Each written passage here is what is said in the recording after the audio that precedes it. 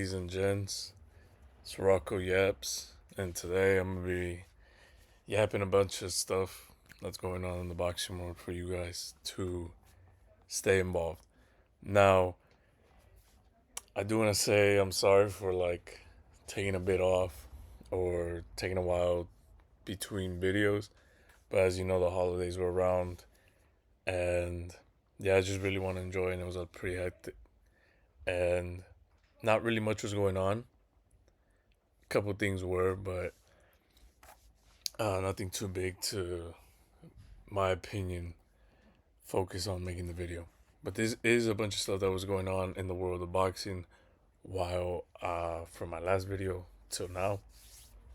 So without any further ado, the biggest thing that's happening right now in the world of boxing is that Anthony Joshua, has gone into an accident in Nigeria.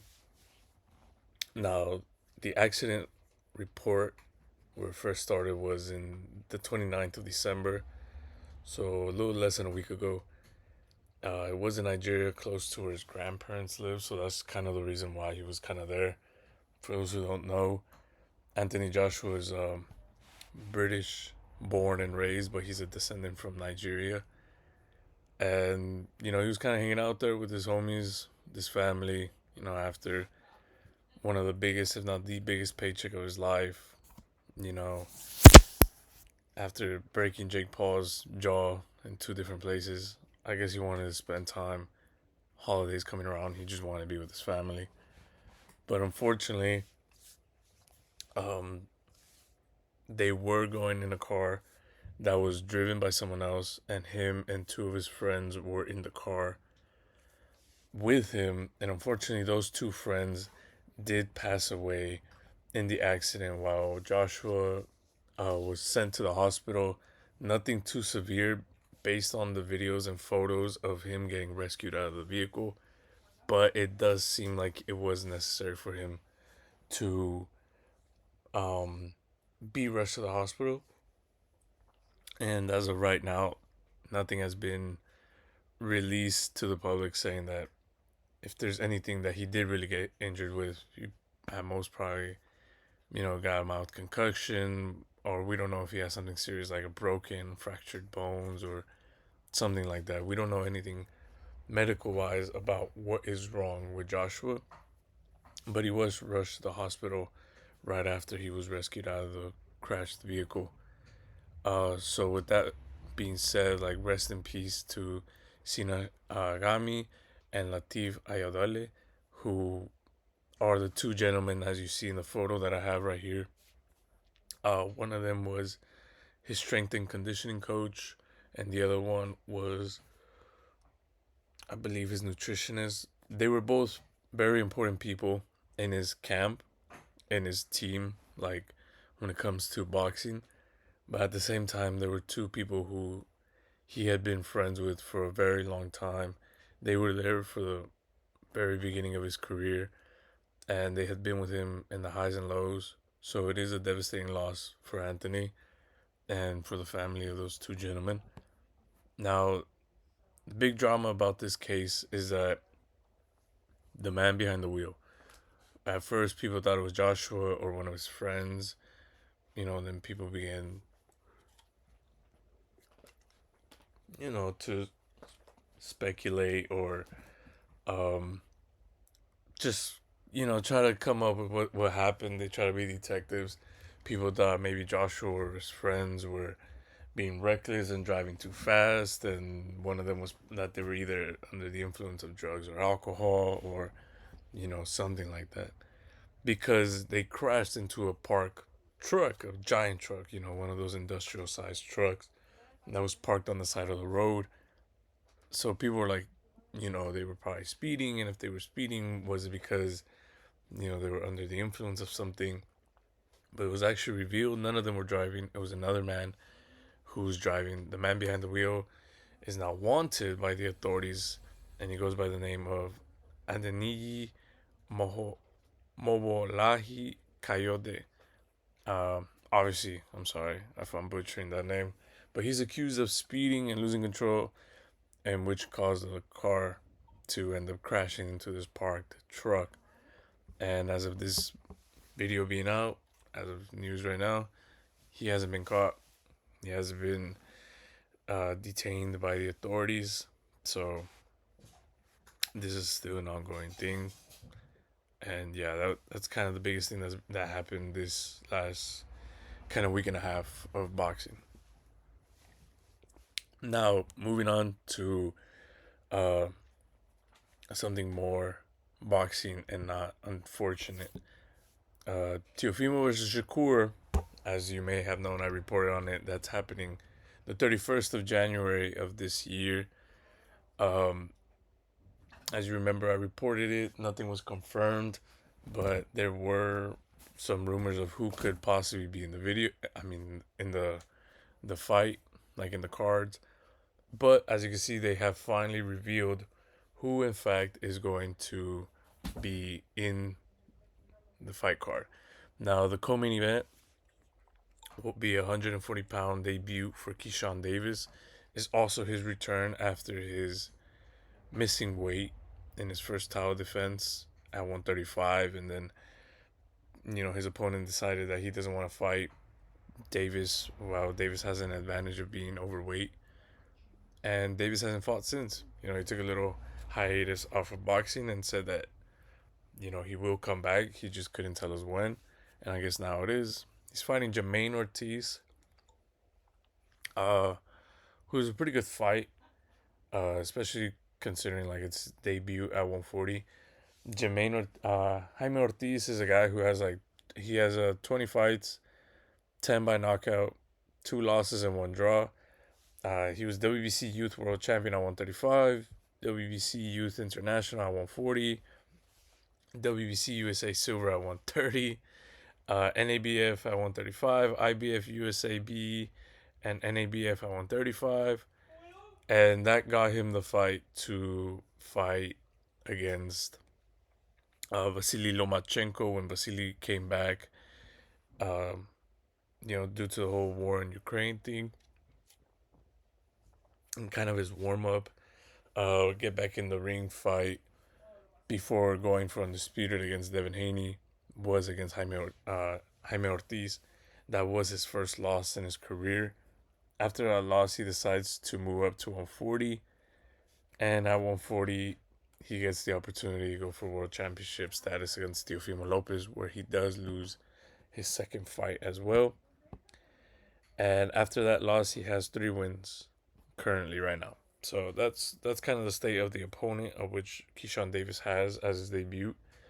The interesting thing is that supposedly Keyshawn is saying that he has his eyes at 147 instead of 140, which to me is kind of devastating. There's a lot of good fights to be made at 140. If Teofimo wins or loses against Shakur, I think a fight between him and Davis is still good. Davis fighting against Teofimo, even if he loses or if he wins, is good for the sport. Davis fighting against any other champion will be good, especially between him and Hitchison's, which was a fight that we thought was going to happen because of the beef that they had going on. That's a good fight that I would love to see. Him against Suarez Matias is another good fight. So, there's good, interesting fights for him in the sport of boxing and for us fans if he stays at 140. But supposedly he's going to do this one fight and then move up to 147. So, whatever. But then you have people like Carrington versus Castro for the vacant WBC World Title at 126, the one that Stephen Fulton had, and then he decided to move up to 130. That belt needs a champion. Bruce Carrington has been for a long time wanting to fight any of the champions at 126. So he's finally getting the shot to become a champion, and that will help him out in his pursuit to fight any of the other top guys at 126. Now that he has a belt, if he could defeat Castro, which I believe he can. Then you have Adames coming back from his controversial draw against Hamza Shiraz early 2025. He's now coming back after a pretty long time to defend his WBC 160-pound championship belt against Austin Williams. You know, that's a pretty banging fight in my opinion. You know, 160 is kind of looking a little bland right now, especially with Janabek, who is kind of the I even have him as the best 160-pound uh, fighter in the world right now. He got popped for steroids. Lara looked pretty old and slow and aged in his last fight. So yeah, 160 pounds is kind of in the middle between bad and good. Nothing really exciting, but this is a good fight at that one. If William wins, I could see William becoming uh, probably the new face at 160. And then behind them you have Gerald Miller, versus Abe. That one's a good one because Gerald Miller can possibly, if he wins, can possibly fight Moses Itama if he could get through Abe, which I think he can. And I think Itama versus Miller would be a banging fucking fight. I think that would be a huge fight for Itama to have and Itama to keep rising and keep demonstrating why he deserves to be taken serious. Well, he is taken serious, but why he deserves to be known as the future of the heavyweight division, especially since he's only about to be like 21 years old. So he has a long future ahead of him. And then you have, I'm going to call him Ziad because I don't know. I'm not going to try to even pronounce his last name. But you have Ziad facing against Kevin Castillo. Ziad is like an up and coming guy. He's a prospect being taken serious. He's from the Middle East, so that's why they're kind of.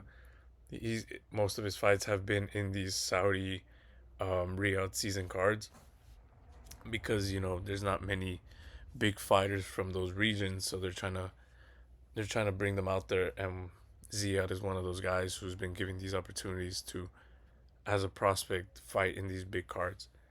But yeah, that's January 31st. That's the whole card. That's how it's looking. Obviously, I'm gonna make a video about it when the time comes. But the next thing in our list of the boxing news is Matias versus Smith is still on. The reason this is part of the news is not only because it's right around the corner, it's about to happen, but this was at risk of being canceled. Subriel Matias is currently the WBC World Champion at 140. He just won it in his last fight, and he was supposed to defend it for the first time against Smith, but testing both fighters, Matias popped for some, you know, he popped for some illegal substance, but it was very, very, very like super minute. And Matias and his team are obviously pushing to say that he's not a cheater. One of his supplements has something, and apparently they found him innocent. So they said the Matias versus Smith fight can continue. So it will be continuing January 10th for the WBC 140-pound championship belt. And Dalton Smith is currently an undefeated fighter who hits hard. 18 wins, 13 by knockout, no losses, no draws. Subriel Matias is a champ, 23 victories, 22 by knockout, 2 losses. Every man except for one, who is Liam Paro, one of the guys that defeated him, has been knocked out by Subriel Matias. Because Subriel Matias, the first time he ever lost to a guy, he got a rematch with him and he knocked him out. So technically, every man that's been in the ring with Subriel Matias, except for one guy, Liam Paro, has not been knocked out by Matias. Every guy has been knocked out by Matias except for Liam Paro. So, and it's not a flex; it's a devastating thing, but it is a fact. Matias hit so hard that he even killed a man in the ring. So this is gonna be a banging fight between two men who hit hard. They like to brawl. I think Smith is a little bit more technical, but Subriel has more experience in dealing with a lot of different fighters in the big stage and at world champion level. So this will be a good fight, and I'm glad it's still on.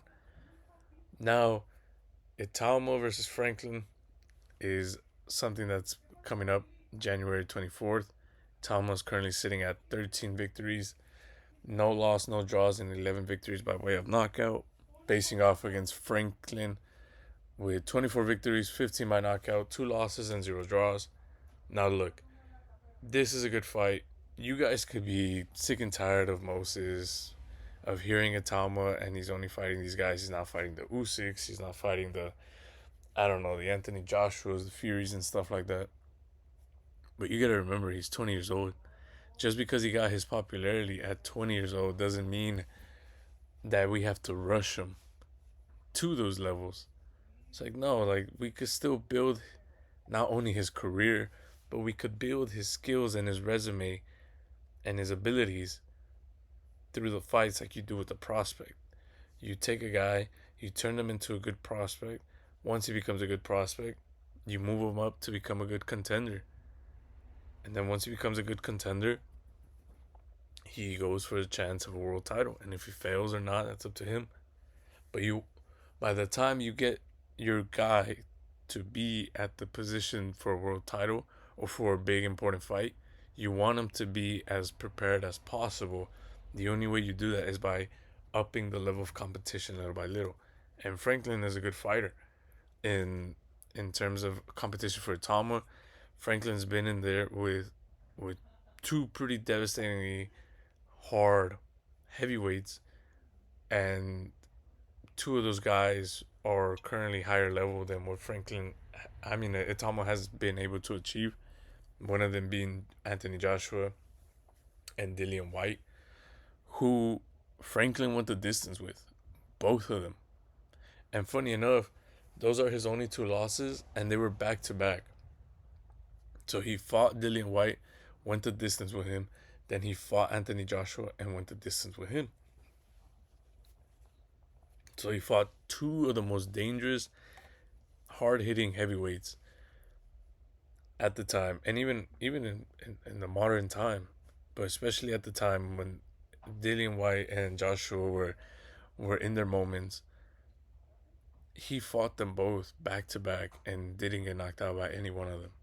So that's a good statement of Team Itama, and I think that's what they're trying to do, at Queensberry with Itama and Franklin, is to sell you the narrative of Franklin went the distance all 12 rounds with both Dillian White and Anthony Joshua in their primes or around their primes,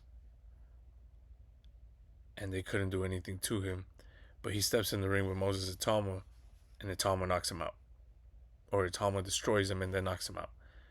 So that's kind of the narrative that a lot of people do with their prospects, is like they put them against guys that other high level guys in the division have fought, and they compare like, oh,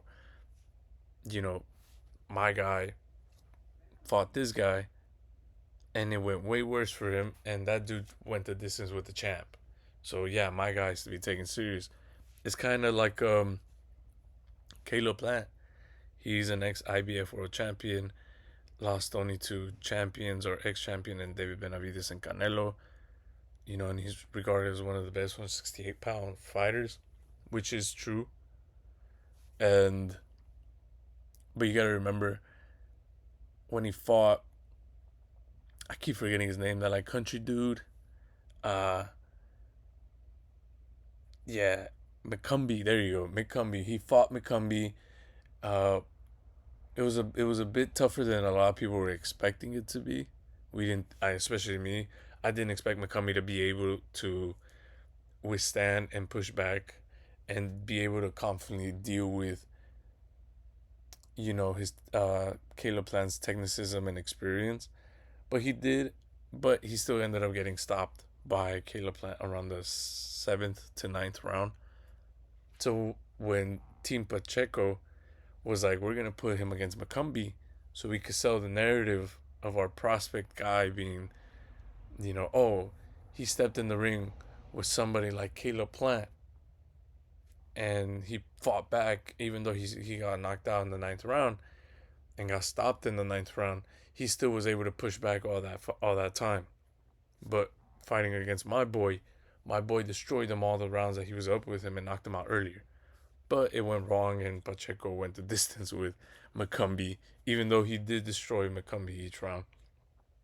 But that's what you want to avoid, but that's what you have to try to get when you have these young guys that you're trying to build their career, build their record, and be able to sell their profile a lot more to the people. You want to be like, here's Franklin, a hard hitting, tough, proven heavyweight who went the distance with both Dillian White and Anthony Joshua in their prime. And he fought them back to back, and none of those two guys were able to knock him out. Then comes my boy Intama, gets in the ring with him, hurts him, destroys him for like 5, 6 rounds, and knocks him out. You know, my boy is the real deal. That's what Queensberry and a lot of these promoters and managers uh, do for their guys when they're trying to build them up. So this is a good fight.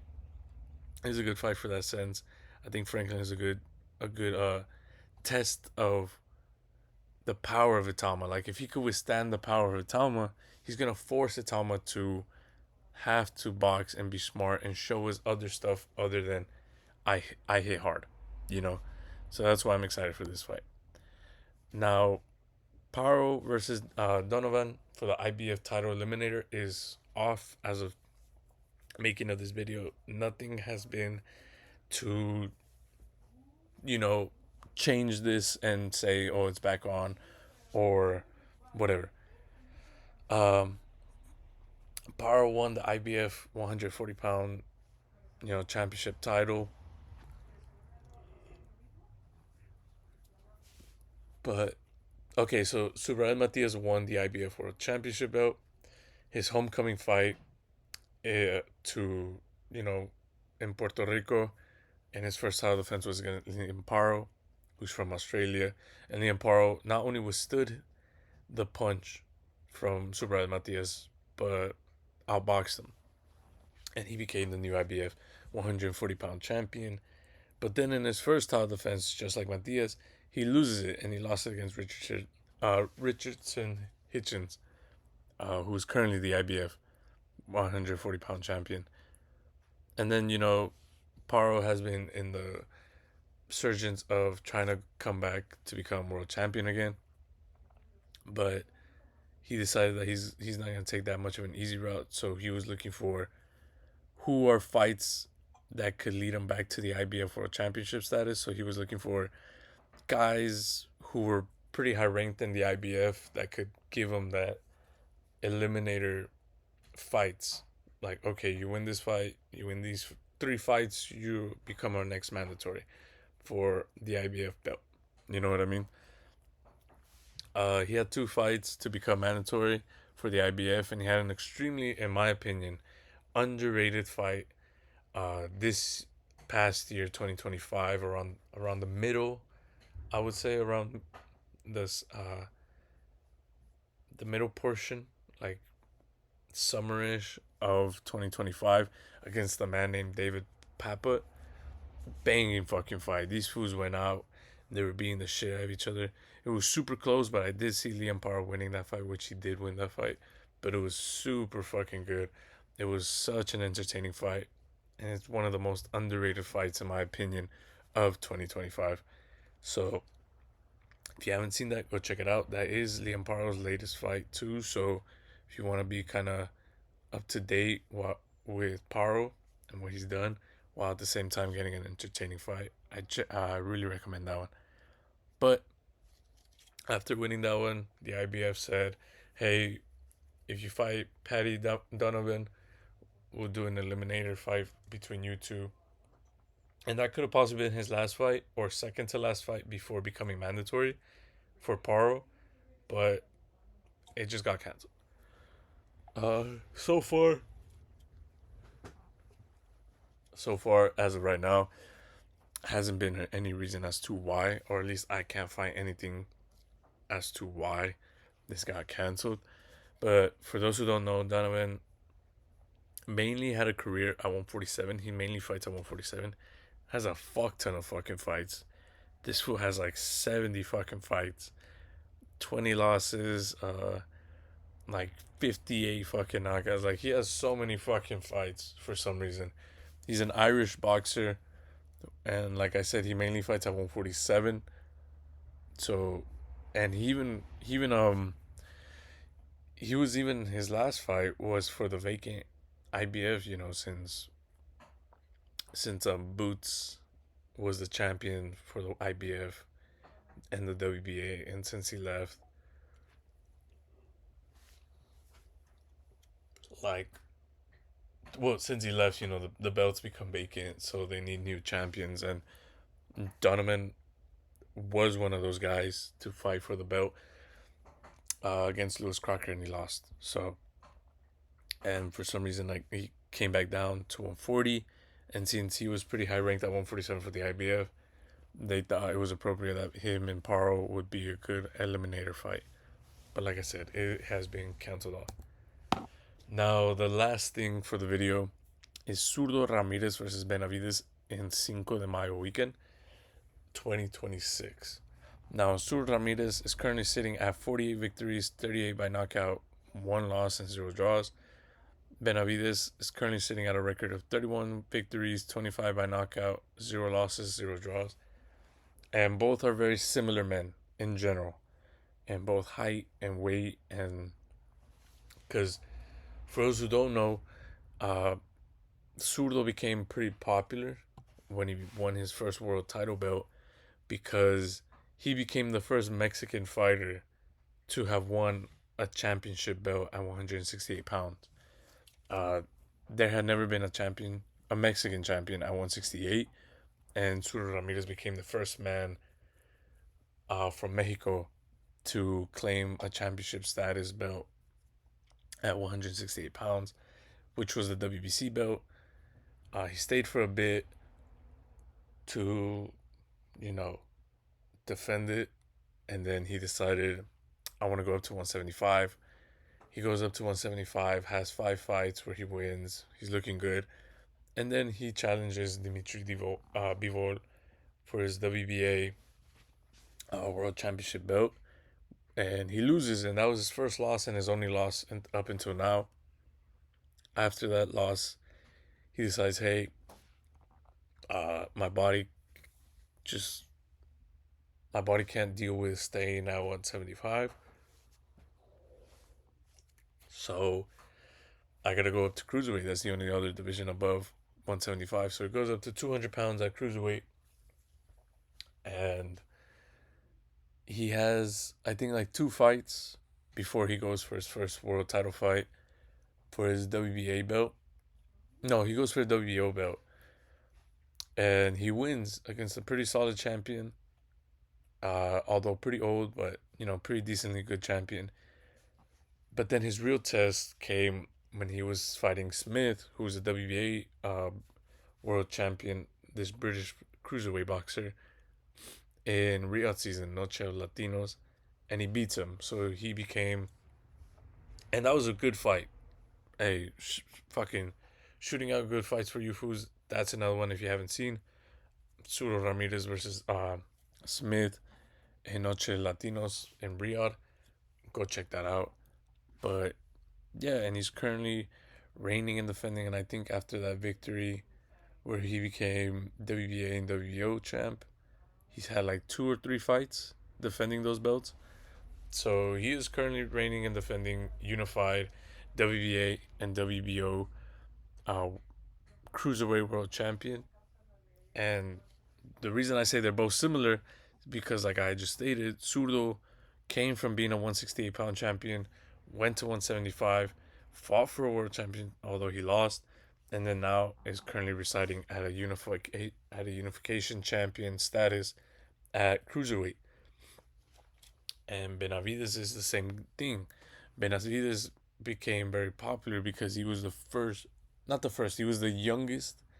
To this day, he is still the youngest champion in the history of 168-pound division.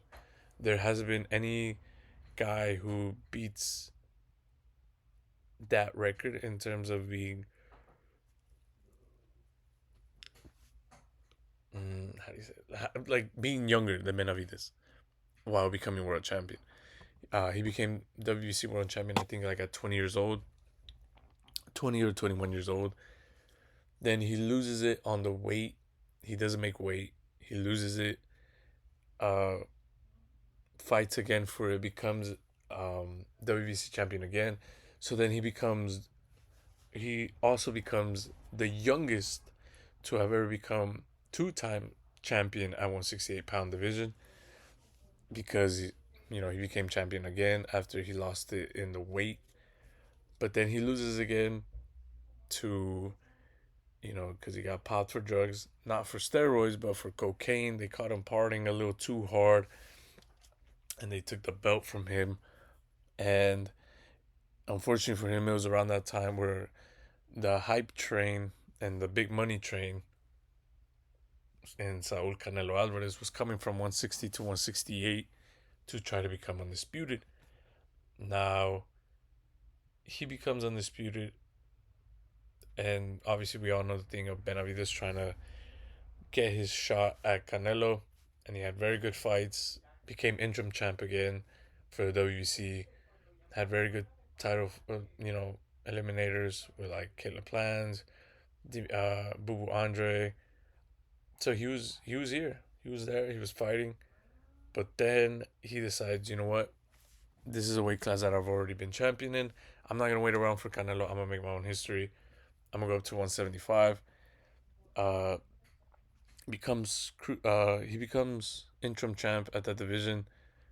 Then he has a pretty banging fight against David Morrell, and then he got elevated to WBC World Championship status, where he defended it for the first time in his latest fight against, fuck, his fucking name is blanking out on me for some reason. But it was a banging fight, and it was a good statement for him, defending his belt for the first time and being able to stop this man. So yeah, and then after that fight, he even stated like a possible fight in the future is against Suro Ramirez, since he doesn't want to, I guess, wait around for Dimitri Bivol, or who is the champion of the other three belts and the Ring Magazine belt, or waiting around for Beterbiev, who isn't a champion but is like considered the third, like in the top three. So I get it, but in my opinion, like there's still good fights for him to do, and there's still a lot of things for him to do at 175 before moving up. But if he is gonna move up and have an opportunity to win, it's again champions wise only. I'm talking about here is Sur Ramirez and Baoju Jack. Those, Baoju Jack is WBC world champion right now, and Jack also is in the same boat as these fools, where he came from a lower weight division to cruiserweight, unlike Opataya, who in my opinion is the best cruiserweight in the world right now, currently sitting at the IBF and Ring Magazine World Champion. He's a natural. Um, Opataya is a natural cruiserweight to the point where he even wants to go to heavyweight. So, in my opinion, Opataya does. You know, Benavides puts up a good fight, but in my opinion, Opataya is just it's gonna really show how human Benavides could be, and if Benavides does want an opportunity of becoming a world champion at cruiserweight, it's going to have to be with Zurdo or Jack. I don't see a possibility where, especially in his first fight at 200 pounds at cruiserweight, he's gonna want to go up to Joe Patai. And I think this is a banging fight. For a while we've all been wanting Joe Patai to fight Sur Ramirez and get the opportunity to become undisputed before moving up to heavyweight. And it just seems like that fight's being avoided to him, whether it's Zurdo himself or somebody in his team or it's someone at Golden Boy. But that fight's not being made. And same thing with Jack. Jack just seems to be on his own. I would love to see him fight Opataya and Opataya claim two belts. That way they could push for Zurdo a lot easier, because it'd be like, hey, you and me fight, we'll be for undisputed. You have two belts, I have two belts. Let's fight. Winner takes all the belts. And winner would be definitively the number one guy. Because Opatai has the Ring magazine, which the Ring magazine gives you the status of the number one guy. But it's like being also undisputed at that case, plus the Ring magazine just gives you that much more of being like, yeah, I'm the number one guy. So this is a fight that apparently Zurdo hasn't said anything as of yet, but both Golden Boy and Benavides, both those parties have uploaded videos or posts on Twitter saying that it's good for Cinco de Mayo of this year in 2026. And Benavides, posted a video with his father saying that they're training, they're preparing, they're getting themselves ready for Suro Ramirez this Cinco de Mayo weekend. And Golden Boy tweeted out saying something about, this fight is pretty much set in stone for Cinco de Mayo. So that is something we could look out for. And the possibility of Benavides being somebody who's fighting at cruiserweight, because I don't think he could make the cut to 175 after his body tastes what it's like being at more comfortable weight for him, which is 200 pounds. So I don't think realistically Benavides will be coming back down to 175, even if it's like guaranteed the fight between him and Bivol for undisputed. I just don't see a world where he's gonna want to cut all that weight to 175 pounds again, especially after his body got to taste what walking around at 200 pounds was. But that's just my humble opinion. Without further ado, ladies and gents, thank you very much for clicking this video. Thank you very much for taking time out of your day to watch it. I've yapped long enough. Hopefully you guys had a good time with your family and your friends. Had a good holidays, nothing bad, all good. And stay tuned for more videos. If you like this video, check out my other videos. Let me know if I'm wrong on those or whatever. And stay tuned for the rest of my stuff. Thank you very much. God bless.